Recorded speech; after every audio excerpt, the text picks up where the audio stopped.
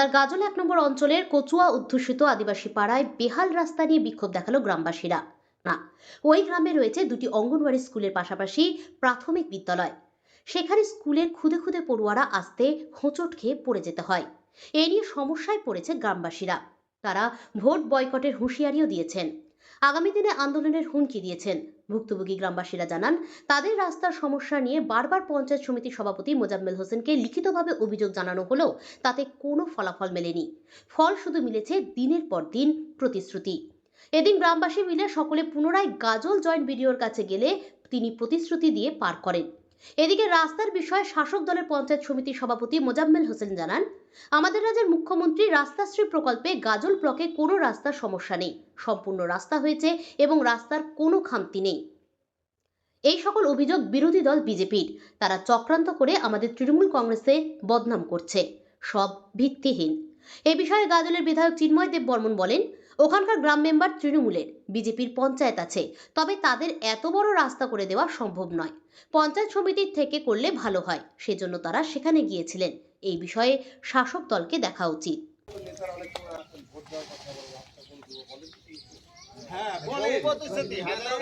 আমাদের এই যে কচুয়া, এই কচুয়া রাস্তাটা নিয়ে দীর্ঘদিনের লড়াই। পাশে একটা স্কুল রয়েছে, আকন্দা প্রাথমিক বিদ্যালয়, দুটো আইসিডিএস সেন্টার আছে, একটা সাব সেন্টার। এছাড়াও শ্যামসুখীতে যত যাতায়াত বাচ্চা সবাই এখান দিয়ে যাওয়া আসা করে, ছাত্র ছাত্রী, বয়েজ স্কুল সব এখান দিয়েই বেশি যাওয়া আসা করে, কারণ কদুবাড়ি দিয়ে ওইভাবে পার হয়ে তো যাওয়ার অসুবিধা, ওই জন্য এদিক দিয়েই বেশি যাতায়াত করে। এই মোটামুটি 3 মাস আগে আমাদের একটা সবাই মিলে দরখাস্ত লিখে পঞ্চায়েত সমিতির সভাপতির কাছে এবং বিডিওর কাছে অঞ্চলে সব জায়গায় জমা দেওয়া হয়।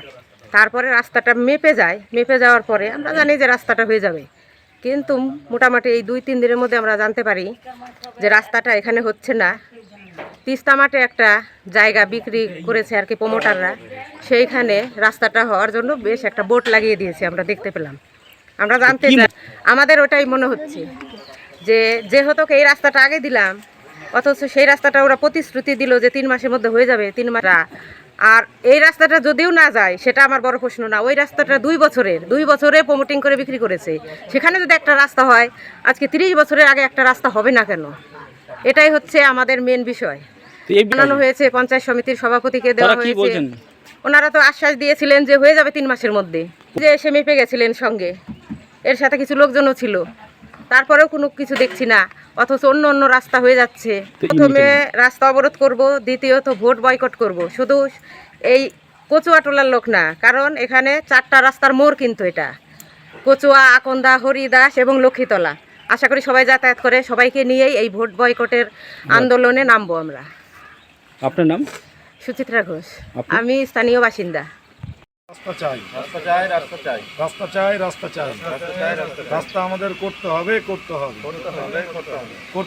34 নং জাতীয় সড়ক থেকে বিদ্রোহী মোড়ে যে রাস্তা বেরিয়েছে, সেখান থেকে কচুয়াটলার ভিতর দিয়ে কাশিমপুর NH 34-এর সঙ্গে আমাদের যে রাস্তাটা কানেকশন হয়ে গেছে, এই রাস্তাটা দীর্ঘদিন ধরে খুব খারাপ অবস্থায় পড়ে আছে। এই স্কুলের আন্ডারে দুটো ICDS সেন্টার রয়েছে, হেলথ সেন্টার রয়েছে এবং প্রাইমারি স্কুল রয়েছে। এখানে প্রাইমারি স্কুল একটা আছে, তাছাড়া শ্যামসুখী গার্লস প্রাইমারি স্কুল রয়েছে। এখান দিয়ে সমস্ত বাচ্চা যাতায়াত করে, কিন্তু যখন এই রাস্তায় বৃষ্টি হয়, কাদা হয়ে যায় এবং মোরমের লাল মাটি 20 থেকে 22 বছর আগে দেওয়া, সেখানে ধুলো মাটি কাদা হয়ে খুব অবস্থা খারাপ হয়ে যায়, জামা কাপড় নোংরা হয়ে যায়। প্রত্যেক ইলেকশন আসে, ইলেকশন আগে প্রত্যেক পার্টি আসে, এসে বলে যে আমাদের ভোট দাও, আমরা রাস্তা সংস্কার করে দেবো, কিন্তু দিচ্ছে না।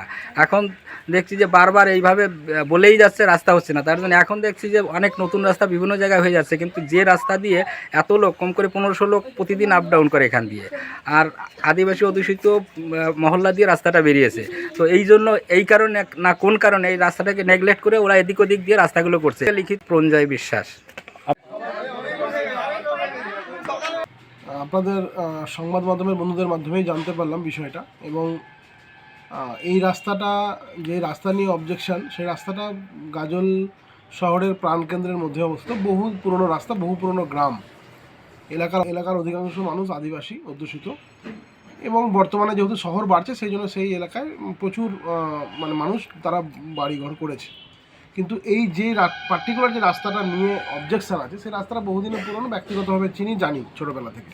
তো সেই রাস্তাটা এখনও পর্যন্ত ওই ইট সলিং হয়েছিল, সেই ইটের টুকরো এবড়ো খেবড়ো হয়ে বেরিয়ে পড়ে আছে, এটা আমি জানি। কিন্তু যেই বিষয়টা শাসক দলের পক্ষ থেকে এসছে যে বিরোধীদের চক্রান্ত, আমি বুঝতে পারছি না যে বিরোধীরা আর কি চক্রান্ত করবে এই সরকারের বিরুদ্ধে, মাননীয় মুখ্যমন্ত্রী এবং তার যে দায়িত্বপূর্ণ বিভিন্ন পদে থাকা মানুষজন আছে।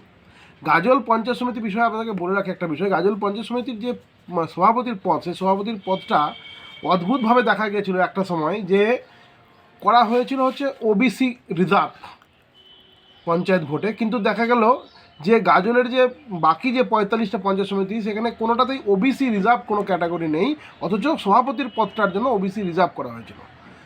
বিজেপির পক্ষ থেকে বা সাধারণ মানুষের পক্ষ থেকে অবজেকশন হওয়ার পরে সেই পদটাকে জেনারেল করা হলো, এবং জেনারেল করার পরে এখন যিনি বর্তমানে সভাপতি তাকে ওখানে আসীন করা হয়েছে।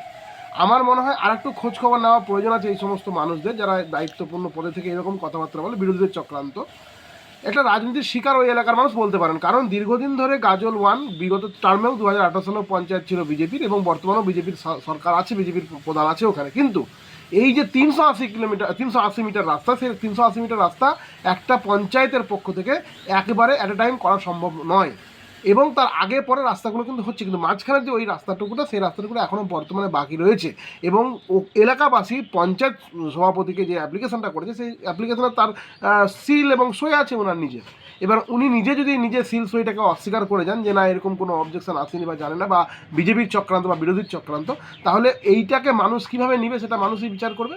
কিন্তু আমি যেটুকু জানি, যেটুকু বুঝি, গাজলে এখনও অনেক উন্নয়ন বাকি আছে, যেটা করা প্রয়োজন, সেটা আমাদের সকলের করা প্রয়োজন, উন্নয়নের স্বার্থে, ডেভেলপমেন্টের স্বার্থে।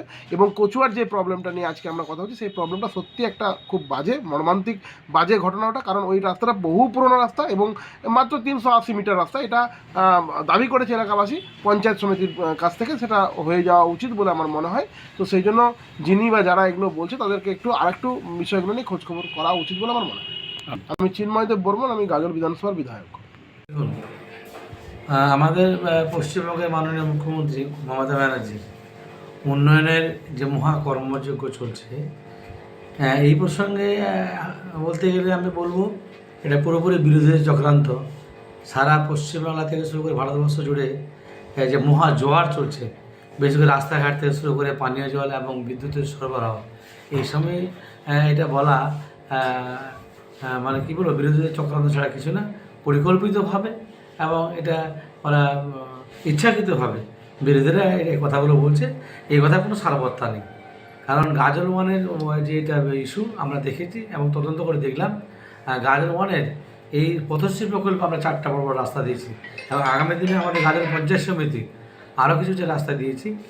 আমরা আশা করছি আগামী দিনে আমাদের ব্লক থেকে শুরু করে সারা রাজ্য জুড়ে দিদির যে জোয়ার চলছে রাস্তাঘাট সম্পর্কে, কোনো রাস্তায় আমাদের কংক্রিট ছাড়া ফাঁকা থাকবে না। মোজাম্মেল হোসেন, সভাপতি গাজল পঞ্চায়েত সমিতি।